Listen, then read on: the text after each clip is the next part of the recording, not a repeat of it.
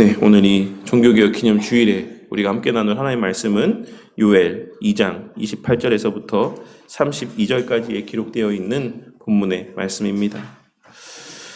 오늘 이 본문의 말씀은 사실 우리에게 익숙한 찬양의 가사로도 이 말씀의 내용들이 언급되어지고 있기 때문에 우리에게 비교적 잘 알려져 있는 본문의 말씀 가운데 하나라고 할 수가 있습니다. 여러 선지서들에 기록되어 있는 말씀의 내용들이 비교적 우리에게 좀 익숙하지 않은 말씀들인 반면에 이 말씀은 좀 그 다른 말씀들에 비해서는 익숙한 말씀이라고 할 수가 있는 것입니다. 하지만 이 본문의 말씀은 많은 경우에 또 사람들에게 있어서 오늘날에도 환상을 볼 수 있다. 오늘날에도 예언을 할 수 있다. 우리가 하나님의 영이 임하면 성령 하나님의 은혜로 말미암아 역사로 말미암아 앞으로의 우리의 어떤 꿈과 같은 놀라운 어떤 체험들을 통해서 미래의 어떤 사건들을 볼 수 있게 하신다. 어떤 이런 말씀으로도 이 말씀을 오해하고 있는 것을 보게 될 때가 있습니다. 하지만 요엘 선지자가 오늘 이 본문의 말씀 가운데서 언급하고 있는 이 내용들은 그와 같은 예언이나 환상이나 꿈과 같은 특별한 체험들에 대한 것을 이야기하고 있는 것이 아닙니다. 오늘 이 본문의 말씀은 예수님께서 이 땅에 초림하시고 이 땅에서의 사역을 통해 성부 하나님의 구원의 계획을 성취하신 이후에 그리스도께 속한 자들에게 부어지는 유익이 무엇인가를 말씀하고 있는 것이다라고 할 수 있는 것입니다. 요엘 선지자는 이 선지서에 기록된 말씀을 통하여서 당시 남유다를 휩쓸었던 메뚜기 때의 파괴적인 재앙에 담긴 하나님의 뜻이 무엇인가를 선포하며 그들의 회개를 촉구했습니다. 그리고 그들이 회개했을 때 그들에게 허락될 회복의 은혜와 궁극적으로 완성될 구원에 대하여 증거하고 있는 것입니다. 인간이 감당할 수 없는 거대한 자연재해 앞에 하나님의 크심과 인간의 보잘것없음을 증거하시며 그 크신 하나님께서 당신의 자녀들에게 요구하고 있으신 것이 무엇인지, 당신의 자녀들에 대한 하나님의 마음과 바람이 무엇인가를 증거하며 그러한 자녀들에게 베풀어 주실 하나님의 예비하신 은혜와 유익들이 무엇인가를 이 말씀의 내용들을 통해 증거하고 있으신 것이다라고 할 수 있는 것입니다. 얼마 전 대한민국과 전 세계를 휩쓸었고 여전히 그 여파가 남아있는 이 코로나의 질병과 또 오늘날 이 시대에 이 사회 가운데 만연한 여러 우리 삶에서의 우리가 해결할 수 없을 것만 같이 여겨지는 많은 문제들은 오늘 말씀에서의 요엘 선지자가 살았던 당시 남유다 백성들에게 큰 피해를 주었던 메뚜기 떼와 같이 우리의 삶에 지대한 영향을 미치며 우리의 삶 가운데 여러 실제적인 많은 피해들을 초래하고 있는 가운데 있습니다. 이러한 상황들 속에서 우리는 우리의 삶 속에서 그와 같은 여러 질병의 문제들과 사회적인 문제들을 허락하신 하나님의 뜻이 무엇인가를 분별할 수 있어야지만 될 것입니다. 하나님께서 왜 이 땅에 이와 같은 여러 사회 문제들을 허용하시는가? 왜 하나님께서 전지전능하심에도 불구하고 왜 많은 질병의 문제들을 그냥 그대로 내버려 두시는가? 그리하여 왜 예배가 방해받게 하시고 교회가 그 문을 닫게 하시고 사람들이 주님과의 그 교제를 충만히 누리지 못하게 하시는가? 우리는 그 안에 담긴 하나님의 뜻이 무엇인가를 분별할 수 있어야지만 된다는 것입니다. 오늘날과 같이 문명이 발달하고 사람들의 보편적인 지식의 수준과 문화의식이 과거와는 비교할 수 없이 높아지고 과거와 비교할 수 없는 엄청나게 발달된 과학 문명의 시대를 살아가고 있음에도 불구하고 왜 여전히 우리가 살아가는 이 시대 가운데에 많은 사회적인 문제들이 여전히 존재하고 있는가? 어떤 면에서는 과거보다 더 심한 극심한 문제들이 왜 더 발달된 이 시대 가운데 만연한 것인가? 왜 더 많은 사람들이 스스로 생을 끊고 왜 많은 사회적인 문제들이 야기되어지고 있는가? 라고 하는 것들을 왜 사람들의 삶은 날로 더 곤고해져만 가는 것인가? 우리는 그 이유를 이 말씀의 내용들을 통해 발견하고 깨달을 수 있어야지만 된다는 것입니다. 오늘은 우리가 잘 알고 있는 것처럼 종교개혁 기념주일입니다. 중세 1000년의 시간 동안 암흑과도 같은 비진리의 만연함 가운데 살았던 당신의 백성들을 하나님께서는 하나님의 때에 당신의 구별하여 남기신 택하신 자들을 통해 다시금 진리의 빛 가운데 이끌어내셨습니다. 오늘 이 시간 이 말씀을 통해 오늘날 이 시대에 우리가 깨닫고 돌이켜야 될 것은 무엇인지 이 말씀의 내용을 통해 다시 한번 깨닫게 되는 은혜가 있기를 바랍니다. 우리는 스스로를 빛 가운데 살아가고 있다라고 생각하지만 실제로는 암흑과도 같은 시대를 살아가고 있는 것이 아닌가. 여전히 우리는 그 참된 진리를 분별하지 못하고 암흑 속에서 헤매이며 그 비진리의 만연함 가운데 살아가고 있는 것은 아닌가를 깨닫고 그 하나님의 베푸신 은혜들, 요엘의 때에 요엘 선지자를 통해서 베푸신 그 은혜, 종교개혁 시대에 우리 신앙의 선배들을 통해 베푸신 그 은혜를 오늘날 이 시대에도 동일하게 또 누리고 만끽하게 되는 우리 모두가 되기를 바랍니다. 먼저 이 요엘 선지서의 시작을 보면 농부들의 수고가 자연재해로 말미암아 다 헛수고로 돌아가게 되고 열심히 일했음에도 극심한 궁핍함이 찾아오게 되었다라는 사실로 이 말씀을 시작하고 있는 것을 알 수 있습니다. 우리는 때때로 우리 삶에서의 여러 거대한 자연재해들을 마주하게 될 때 그제서야 인간의 무능력함과 보잘것없음을 새삼 깨닫게 되는 경우들이 많이 있습니다. 스스로를 만물의 영장이라고 부르며 세상의 모든 것 위에 군림하며 본인들의 뜻대로 하지 못할 것이 없다라고만 생각하며 살아가다가도 가끔씩 겪게 되는 자연의 큰 환난 앞에 아무것도 하지 못하고 그저 그 상황을 손 놓고 바라만 보고 있어야 되는 극치의 절망을 경험하게 될 때가 있다라는 것입니다. 그리고 그러한 삶의 패턴은 수천 년의 시간이 흐른 지금 시간에도 여지없이 동일하게 반복되어지고 있습니다. 이처럼 과학기술이 발달하고 문명화된 시대 속에서도 우리가 얼마 전 폭우로 말미암아 수많은 목숨을 잃게 된 것을 경험했던 것처럼 2023년의 시대를 살아가는 오늘날에도 여전히 그 막대한 자연의 위력 앞에 우리의 무능력함을 인지하게 될 때가 너무나도 많이 있다는 것입니다. 그런데 요엘 선지자는 이 선지서의 말씀을 통해 그 모든 모습들이 여호와의 날이 임박하였다라는 사실을 나타내 보여주는 증거라고 이야기하고 있습니다. 이는 당시 유대인들에게 있어서는 1차적으로는 예수님의 초림에 대한 예언이라고 할 수가 있고 예수님의 초림 이후의 시대를 살아가는 우리들에게는 예수님의 재림에 대한 예언의 말씀이라고 할 수가 있습니다.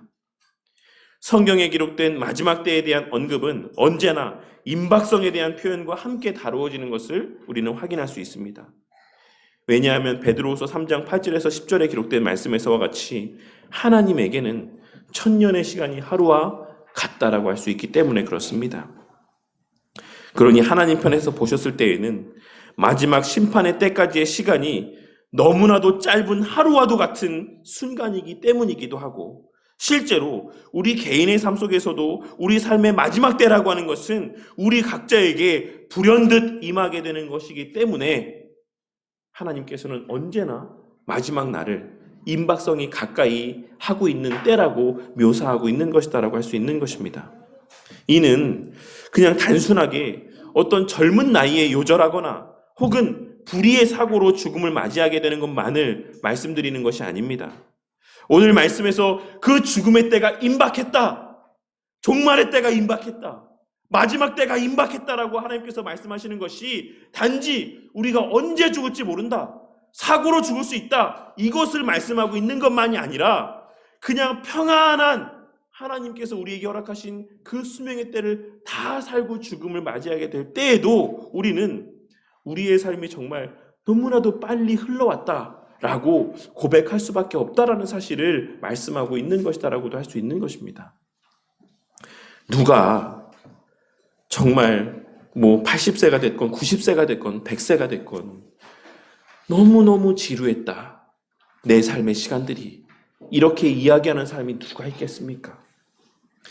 어르신들의 공통된 그 노년의 삶 가운데 고백하는 말들은 내가 정말 정신없이 살아왔다. 어떻게 세월이 흘러가는지 모르게 지금까지 살아왔다. 정신을 차려보니 어느새 내가 백발이 다 되었다. 내가 어느덧 주님 앞에 설 때가 가까이 왔음을 이제서야 내가 알게 됐다. 그 삶에서의 그 모든 삶의 마지막 때라고 하는 것은 누구에게나 불현듯 찾아오고 불현듯 인식되어지는 것이다라고 하는 의미가 이와 같은 하나님의 그 마지막 날에 대한 임박성의 표현들 가운데 담겨져 있는 의미라고 할 수가 있는 것입니다. 그러니 이 마지막 때에 대한 말씀은 평안한 삶을 살아가는 자든 그렇지 않는 사람이든 동서고금을 막론하고 모든 사람들에게 동일하게 적용되어지는 말씀이라고 할 수가 있는 것입니다. 그렇다면 예수님의 임재가 그와 같이 불현듯 임하는 것임에도 불구하고 당시 유대인들이나 오늘날을 살아가는 그리스도인들에게 그 징조를 나타내 보여주시고 그 징조에 대한 것들을 말씀해 주시는 이유는 무엇이겠습니까? 그저 그 얼마 남지 않은 때를 두려워 떨게 하시기 위해 이런 말씀들을 들려주시는 것이다라고 생각하십니까? 그것은 예나 지금이나 2장 12절 이하에 기록되어 있는 말씀에서와 같이 우리 각자가 하나님 앞에 자신의 신앙을 돌아보고 점검하며 각자의 부족과 연약이 가득한 신앙의 모습을 돌이켜 하나님 앞으로 가까이 나아오게 하시기 위함이고, 궁극적으로는 관계의 회복을 통해 하나님과의 온전한 교제를 나누게 하시기 위함이라고 할 수 있습니다. 우리는 전 교회, 전 세계적으로 경험하게 되는 어떤 큰 환난뿐만 아니라 우리 각자가 개인적인 삶의 시간들 가운데서 마주하게 되는 많은 아픔들과 힘듦의 시간들 또한 그 자녀들로 하여금 하나님을 잊지 않게 만들고 하나님 앞에 무릎을 꿇게 만들며 하나님 앞에 가까이 나아오게 하시기 위함이라는 사실을 언제나 잊지 말아야지만 됩니다. 내 삶에서의 감당하기 힘든 어려움들을 마주하게 될 때 우리는 그 시간, 우리를 겸비케 하시기 위해 허락하신 그 힘든 시간들의 의미를 바르게 깨닫고 그 시간들 가운데 목적하시는 바대로의 모습을 나타내 보일 수 있어야지만 된다는 것입니다. 왜냐하면 우리가 믿는 성경적인 종말론은 비단 전 세계적, 전 우주적, 전 교회적인 종말론에 대한 것만이 아닌 개인의 종말에 대한 것도 포함하고 있기 때문이며 성경은 그것을 또한 분명하게 언급하고 있기 때문입니다. 그리고 하나님의 백성들이 그와 같이 각자의 부족과 연약을 돌아보고 하나님 앞에 자신의 부족과 연약을 깨닫고 고백하며 돌이킬 때 하나님께서는 2장 18절 이하에 언급되어 있는 내용에서와 같이 이른 비와 늦은 비의 은혜들을 부어주심으로 먹어도 풍족하게 먹고 마셔도 흡족하게 마시는 은혜를 베풀어 주실 것이다라고 말씀하고 있습니다.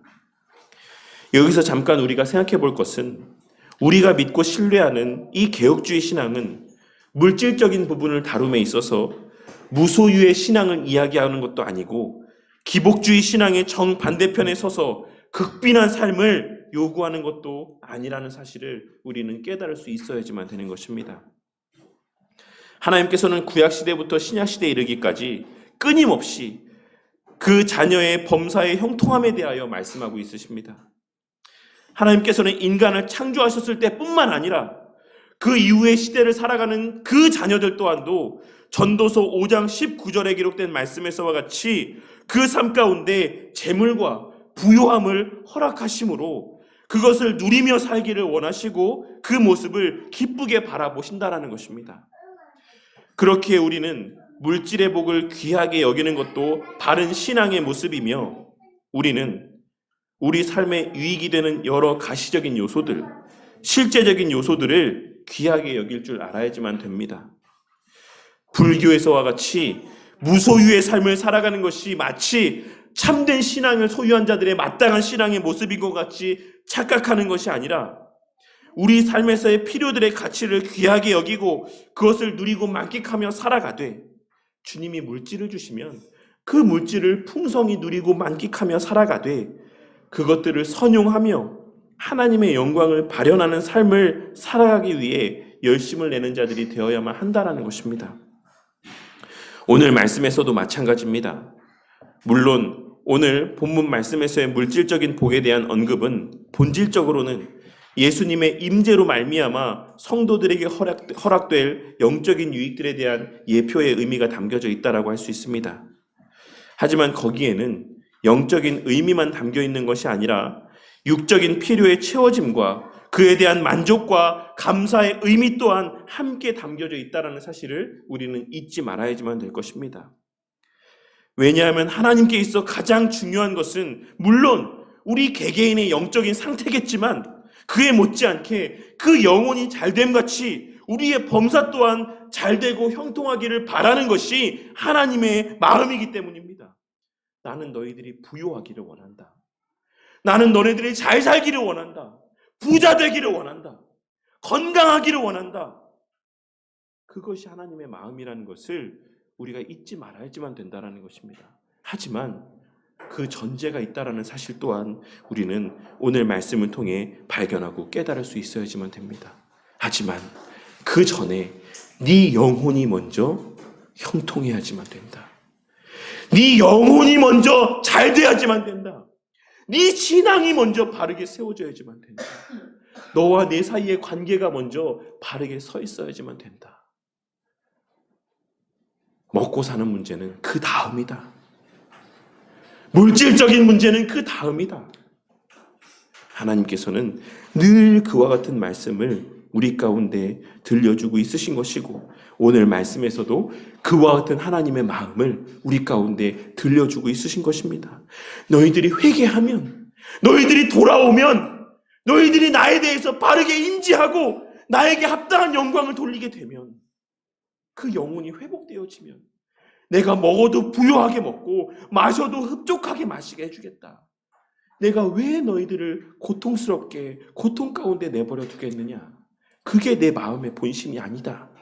그것을 하나님께서는 말씀하고 있는 것입니다. 하나님께서는 말세의 때 28절에 기록된 말씀에서와 같이 성령 하나님을 부어주시겠다라고 말씀하고 있습니다.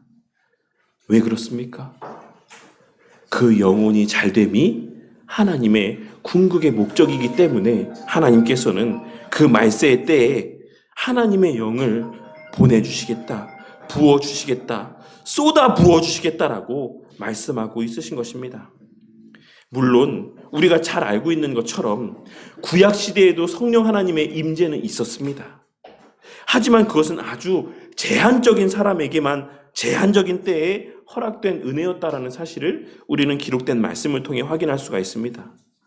신약시대와 비교해 봤을 때, 지금 우리가 살아가고 있는 이 시대와 비교해 봤을 때 그와 같이 물방울이 한 방울 한 방울씩 떨어지는 것과 같이 허락되었던 그 성령 하나님의 임재의 역사가 신약시대, 즉 오늘날 우리가 살아가는 이 말세의 때, 이 시대에는 물을 쏟아붓는 것처럼, 물이 쏟아 부어지는 것처럼, 폭포수가 부어지는 것처럼 그렇게 끊이지 아니하고 풍성하게 허락될 것이다라는 사실을 말씀하고 있는 것입니다.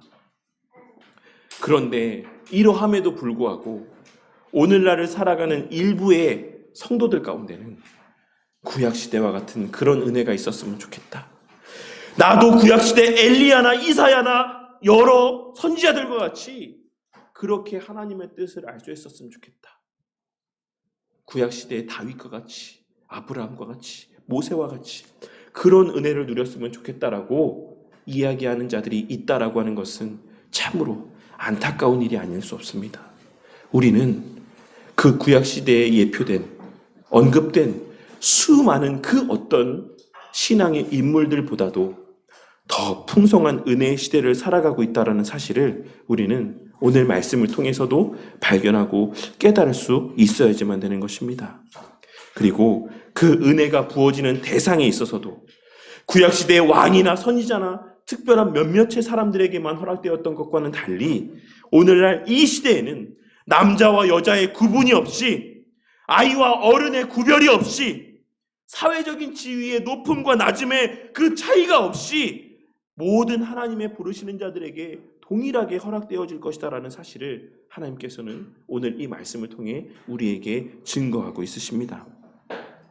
그런데 그와 같이 하나님께서 성령 하나님을 허락하실 자들, 더 엄밀히 말하자면 성령 하나님을 허락하신 자들의 그 특징이 오늘 본문 말씀 가운데 언급되어져 있는데, 그것은 바로 그들이 30절과 31절에 기록된 말씀에서처럼 피와 불과 연기 기둥이자 해가 어두워지고 달이 핏빛같이 변하는 상황들 속에서도 오직 여호와의 이름을 부르게 된다는 것입니다. 그리고 바로 그러한 자들이 시온산과 예루살렘에서 마지막 때의 모든 환난을 피하게 될 자들이자 그러한 환난 속에서도 남겨지는 자들이 될 것이다라고 하나님께서는 말씀하고 있는 것입니다. 내가 내 영을 부어줄 때 그들은 그러한 핏빛과도 같은 극심한 고통 속에서도 다른 그 무엇도 의지하지 아니하고 나만을 의지할 것이다. 내 이름만 부르게 될 것이다. 그들이 바로 내가 남길 자들이다. 그들이 바로 마지막 때의 구원의 은혜를 누리고 만끽할 자들이다라고 말씀하고 있으신 것입니다. 오늘 본문 말씀에서 피와 불과 연기 기둥이 의미하는 바가 무엇인지는 사실 정확하게 알 수 없습니다. 학자들마다, 주석가들마다 저마다 여러 가지 의견들을 이야기하기 때문에 우리가 정확히 이때가 어떤 것을 의미하는지는 명확하게 알 수 없습니다. 하지만 칼빈 선생님은 이에 대하여서 해가 어두워지고 달이 핏빛같이 변하는 상황과 이 표현을 연결지어서 극심한 환난으로 인한 혼란의 상황, 혼란의 상태를 의미하는 것이다 라고 주석을 하고 있습니다. 한마디로 극심한 환난으로 하나님께서 정말 계시는지도 분별하기 힘들어지는 때, 정말 하나님 계실까? 정말 하나님 살아 계실까? 하나님의 은혜가 지금도 있을까? 이러한 그 하나님의 살아계심 자체의 의문을 갖게 되는 그러한 혼란한 상황들을 말씀하고 있다라고 해석하고 있는 것입니다.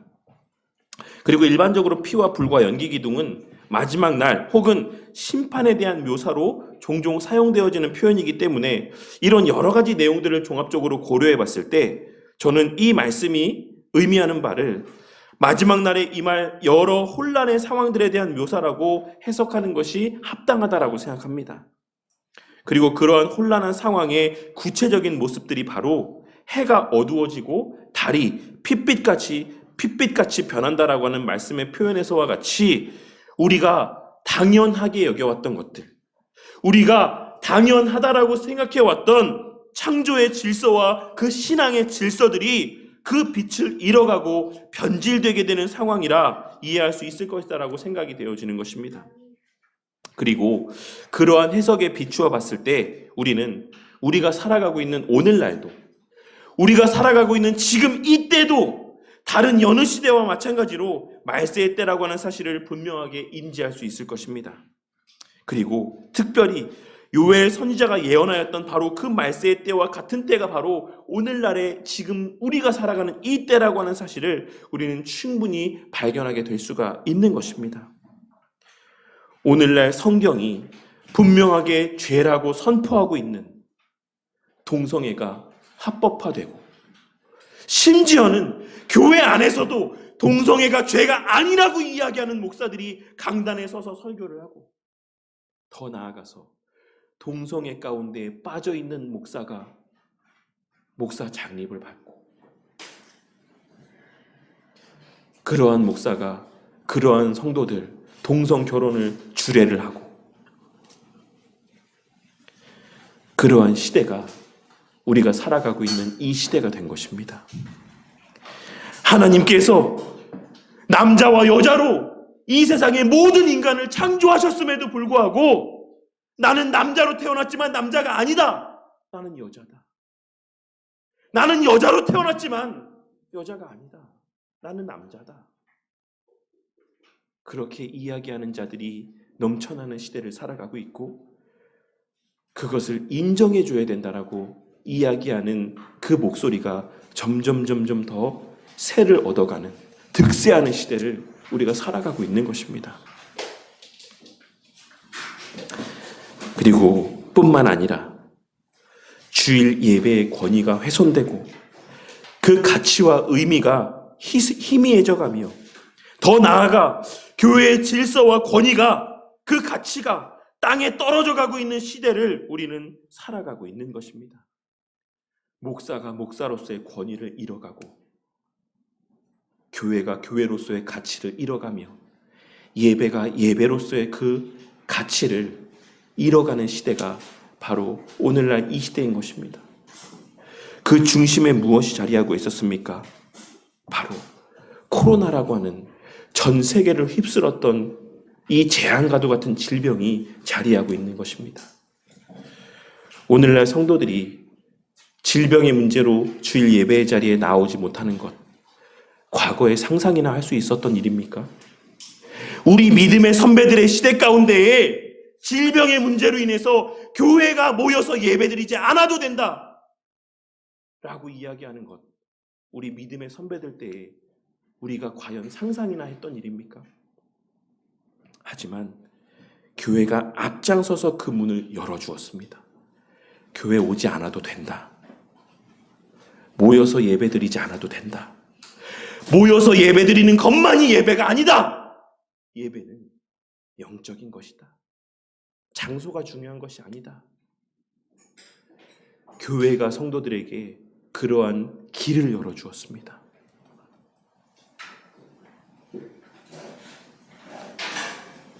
주님께서 모이기에 힘쓰라 말씀하셨음에도 교회가 오히려 모이지 않아도 된다라고 이야기하며 그 당위성을 성도들의 손에 쥐어주었다라는 것입니다.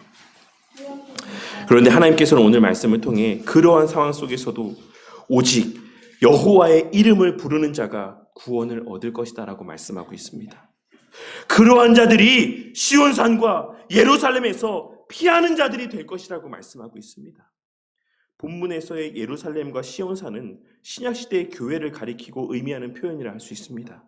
하나님께서는 오늘 말씀을 통해 그러한 환난과 혼란의 시대 속에서도 주님의 몸된 교회 안에는, 주님의 참된 교회 가운데는 그러한 세상의 요구와 흐름에 휩쓸리지 않고 오직 여호와의 이름만을 부르며 마지막 때의 환난, 즉 신앙적 가치의 혼란을 피할 자들이 있을 것이다 라고 말씀하고 있는 것입니다. 그 거대한 시대의 흐름 속에서도, 모여서 예배드리지 않아도 된다라고 이야기하는 그 시대 속에서도, 남자와 여자 외에도 다른 성이 존재할 수 있다라고 외치는 그 시대 속에서도, 동성애가 죄가 아니라고 외치는 그 시대 속에서도 여호와의 이름을 부르며 하나님의 말씀의 가치를 진리로 여기는 자들이 있을 것이다. 내가 남겨놓을 것이다. 그들에게 내 영을 부어서 그러한 가치를 지키고 계승하며 살아가게 할 것이다 라고 말씀하고 있으신 것입니다. 그리고 그들이 그와 같이 세상의 엄청난 요구와 흐름 속에서도 그들의 신앙을 지키고 휩쓸리지 않을 수 있는 것이 바로 그들의 어떠함 때문이 아니라 내가 내 영을 그들에게 부어줄 것이기 때문이라고 말씀하시며 걱정하지 말아라. 니들이 제가 과연 그럴 수 있겠습니까? 제가 과연 그 자리에 설 수 있겠습니까? 제가 그 시대에도 여호와의 이름만 부를 수 있겠습니까? 라고 염려하지 말라라고 말씀하고 있으신 것이다 라고 할 수 있는 것입니다. 내가 내 영을 너희에게 부어주어서 그리하게 할 것이다. 내가 그 진리와 그 가치를 지키게 할 것이다 라고 말씀하고 있다라고 할 수 있는 것입니다. 무조건적인 선택으로 부르신 자들에게 불가항력적인 은혜로 성령 하나님을 부어주심으로 그들에게 장래의 것을 보게 하시고 듣게 하시고 말하게 하시고 알게 하셔서 마지막 때의 징조들이 우리의 눈앞에 보여지게 되었을 때, 오늘날과 같이 그 진리의 가치가 훼손되어지는 것을 목독해 되었을 때 그 흐름에 부지불식간에 휩쓸려가는 것이 아니라 여호와의 이름을 부르게 하실 것이다라고 말씀하신 것이고, 그렇기에 우리가 지금 이 시간 강단에서 선포되어지는 동성애가 죄다라고 하는 이 사실을 우리의 귀에 듣게 하시고 이 주일 예배의 가치를 다시 한번 소중하게 여기며 마음 가운데 새기게 하고 있으신 것입니다. 본문에서 여호와의 이름을 부른다라는 의미는 행위적인 측면만을 의미하는 표현이 아닙니다. 로마서 10장 13절에서 바울 또한 누구든지 주의 이름을 부르는 자는 구원을 받으리라 라고 기록을 하고 있는데, 박윤선 목사님께서는 그의 요엘 주석에서 이 여호와의 이름을 부른다라고 하는 의미를 여호와의 이름을 부른다라는 것은 그분께 다가가서 간절히 부르는 것뿐만 아니라 믿음으로 부르는 것을 의미한다. 또한 이는 여호와를 찾는 것을 말하며 이런 진실한 믿음을 가진 사람은 누구라도 구원이 보장되리라는 것을 보여준다라고 주석하고 있으십니다. 그리고 또한 매튜엘리 목사님은 그의 요엘 주석에서 하나님을 부른다는 것은 하나님께 대한 지식과 신앙 그리고 그를 향한 열망과 의지를 전제로 하며 이 모든 것에 대한 성실한 증거로서 하나님께 대한 양심적인 순종을 요구한다. 왜냐하면 이런 것들이 없이는 주여, 주여라고 부르짖어도 우리에게 아무런 유익이 없을 것이기 때문이다. 구원받는 잔존자가 되려면, 구원받는 남는 자들이 되려면 기도하는 남는 자들이 되어야 한다는 것을 명심하자. 그렇게 용이한 조건으로 누구나 구원을 받을 수 있다는 것은 멸망하는 자들의 파멸을 더욱 악화시킬 것이다. 무슨 말입니까? 하나님께서 구별하여 남기신 자들은 실제로 예배를 드리기 위해 애쓰는 자들일 뿐만 아니라 기도하기 위해 애쓰는 자들이다라는 것입니다.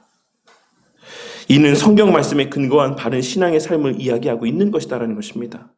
비단 예배 자리를 지키는 것만 의미하는 것이 아니라 그냥 기도의 자리에 앉아서 기도하는 것 그 자체만을 의미하는 것이 아니라 그 실제의 삶의 현장에서 오직 하나님의 말씀의 법에 따라 순종하며 살아가는 삶이 동반된 신행일치의 삶을 말씀하고 있는 것이다라는 사실을 우리는 기억해야지만 되는 것입니다.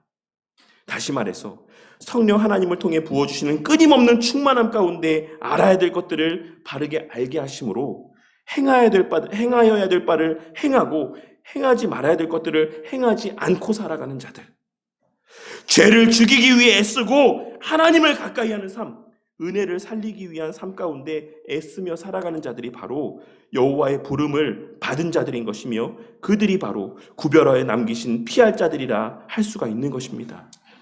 무슨 말입니까? 우리가 지난 여전도의 성경 공부 때도 말씀드렸던 것처럼 우리의 신앙에 방해가 되는 것들은 어떻게 해서든지 거기에서 벗어나기 위해 애쓰고 교회 중심에, 말씀 중심에, 하나님 중심의 삶을 살기 위해 애쓰며 하나님 앞에 기도하는 것. 하나님 더욱 말씀 보게 해주십시오. 제가 말씀만 펴면 졸립니다. 기도만 하면 잠이 옵니다. 기도만 하면 딴 생각이 납니다. 예배를 드리려고만 하면 이런저런 일들이 생깁니다. 주님, 저 이 손해를 감수하고서라도 예배 드리러 가겠습니다. 제가 정말 제 육신을 쳐서 어떻게 해서든 말씀 보고 기도하기 위한 시간을 더 내보겠습니다.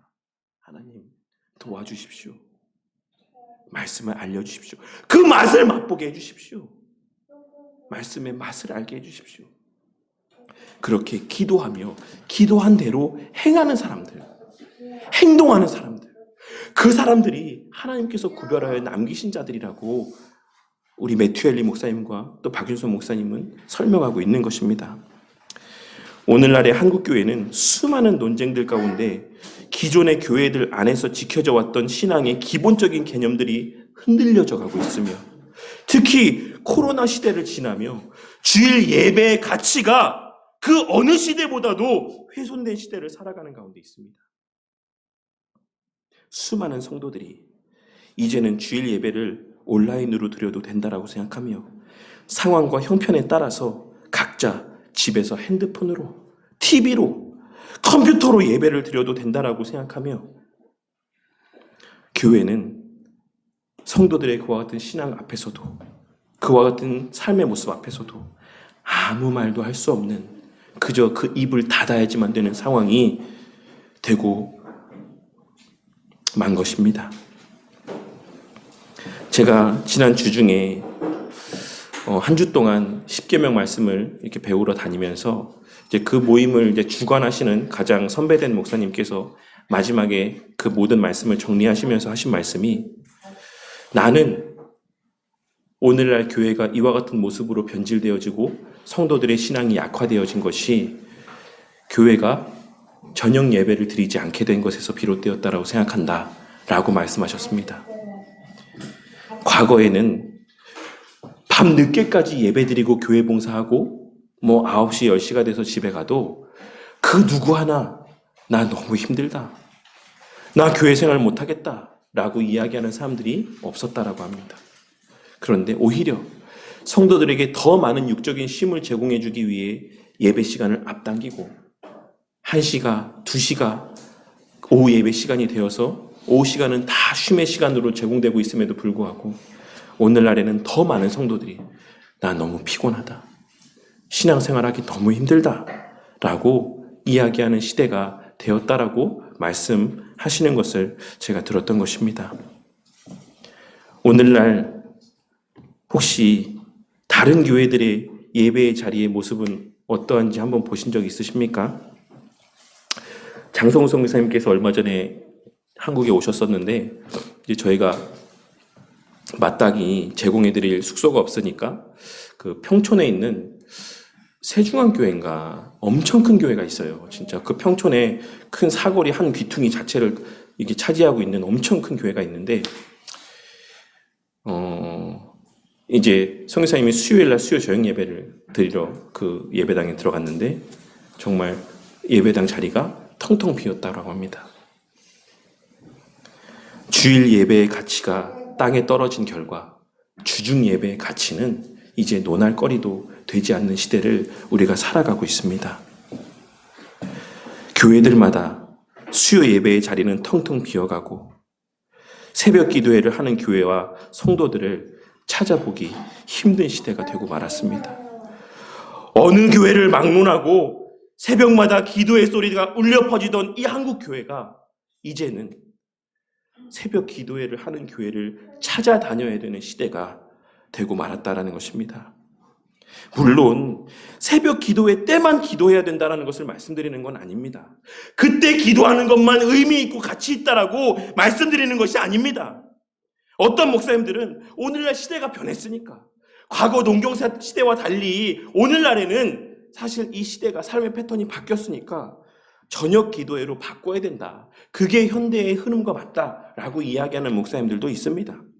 그럼 저녁 기도회로 바꾸면 다시 이전에 우리 신앙의 선배들과 같이 그렇게 매일 저녁 와서 기도하실 겁니까?